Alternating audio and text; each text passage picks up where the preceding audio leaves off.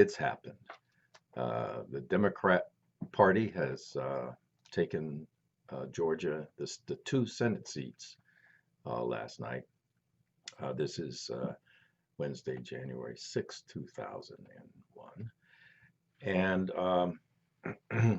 what does that mean for the Second Amendment? Um, my personal view, not much. I know there was a lot of gnashing of teeth and so forth about that. And I agree. It would have been much easier in terms of energy in support of the Second Amendment had the Republicans kept the Senate. But the fact that the Democrat Party, uh, has a majority in the House and like a slim majority of one, that means the vice president when they have a tie in the Senate, and then the presidency. So what does that mean for the Second Amendment? We are all concerned about stupid stuff getting to the president's desk. Um, Here's why I'm not as concerned. I am concerned. I'm always concerned about the Second Amendment. But let's take a breath and consider some facts. One, the Democrats got their asses kicked in this last election in the House. They were betting on a blue wave, which would have given them a huge, not, it would have given them a huge majority in the House. And that would have been terrifying for the Second Amendment because all the stupid stuff would come out of the House and go over to the Senate. That doesn't mean it would get to become law, but there would be a lot of anti-gun energy coming out of the House. Instead, the Democrats got their asses kicked and they barely kept their majority, and Nancy Pelosi squeaked by to remain Speaker of the House. Now, you need to understand that those are two major major things, right? She is not going to allow stupid to come out of the House. Now, there'll be lots of new Democrats and so forth in the House that try to uh, put forward and post bills. But remember, they got to go into committee, which most of them die in committee, and then they come out on House for a vote and so forth. Um, but they got hurt so badly, and now they are eating their own babies, so to speak, on playing the blame game.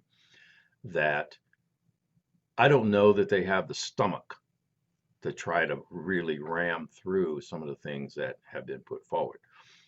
Um, that doesn't mean that some representative or two or 100 might, co-sign some bills and try to get them through the House. But even if they do pass the House, which is going to be a stretch, because stupid stuff. Look, Nancy Pelosi is an old school OG political person, right? And she's not speaker, and she hasn't been the speaker of the Democrat Party for as long as she has by being stupid. She knows how to deal with her caucus. So what does that mean? That means that the spanking will occur, but it'll be behind the scenes. So will will anti-gun bills be offered? Sure. Will they make it out of committee? Maybe. Will they pass votes and have them go to the Senate? Not unless it's some kind of theatrical move, like what the Republicans were doing with Obamacare. Every 5 minutes they were voting to repeal and replace Obamacare, and guess what happened with that? Nothing. So that's the kind of energy I'm seeing in the House. Um, Again, had the Democrats gotten the blue wave, I'd be real concerned right about now. Now let's go to the Senate. Okay, so the Republicans control the Senate only because the vice president is president of the Senate and counts as the 51st tie-breaking vote. Um, so McConnell's not going to be majority leader. He'll probably be minority leader. Um, What happens if an anti-gun bill comes from the House to the Senate? Dead on arrival. Dead on arrival. Why? There's this really nasty thing in the Senate, I don't think it's nasty, called the filibuster, or the official term is cloture, meaning close the discussion and move to a vote. Cloture. Filibuster, right? It takes 60 votes, 6-0, to end end debate or have cloture before it leaves and goes for a vote. That assumes that it comes out of committee. Now, what is the probability that an anti-gun bill makes it out of the Senate and gets through cloture? Now, there are a lot, 3-4 million new gun owners in the country.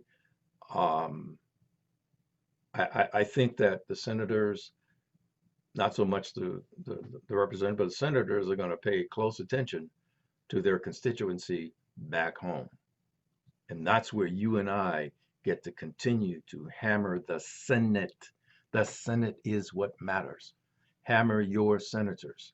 Let them know, if you are new to owning a gun, or you know someone who is new to owning a gun, let them know they have to communicate to their senators.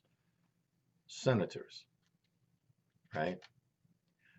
So the probability that an anti-gun bill makes it from the House to the Senate,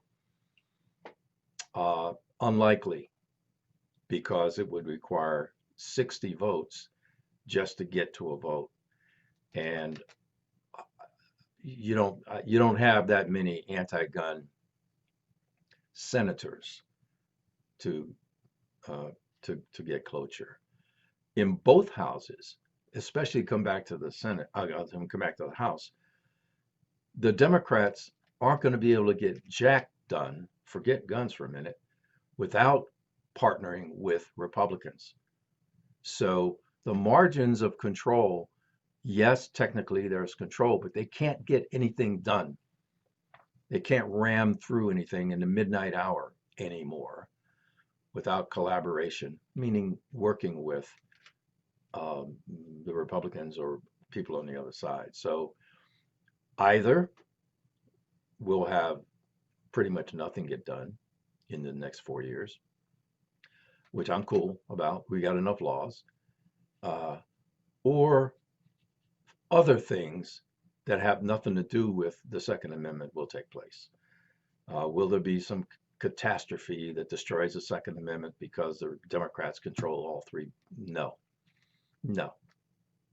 And if you're all amped up about that, take a chill pill. Just breathe. Take a chill pill. Find your chakras or whatever the hell you do. But do pay attention. Do make your voice heard to your senators. Let them know. Write your own letter. Write your own letter. Go to their website. It's easy. Go to their website. Tell them what you think. Tell them what you expect as a current gun owner and a new gun owner. Tell them how you feel about your Second Amendment rights. That's where it matters. Because believe it or not, these folks, especially in the Senate, pay attention. Right? So that's my assessment today after the Georgia vote, and film at 11. we still have a few days before the official inauguration or swearing in of the new president. That ought to be fun, but that's a video for another time. In the meantime, as always, thanks for watching. Carry on.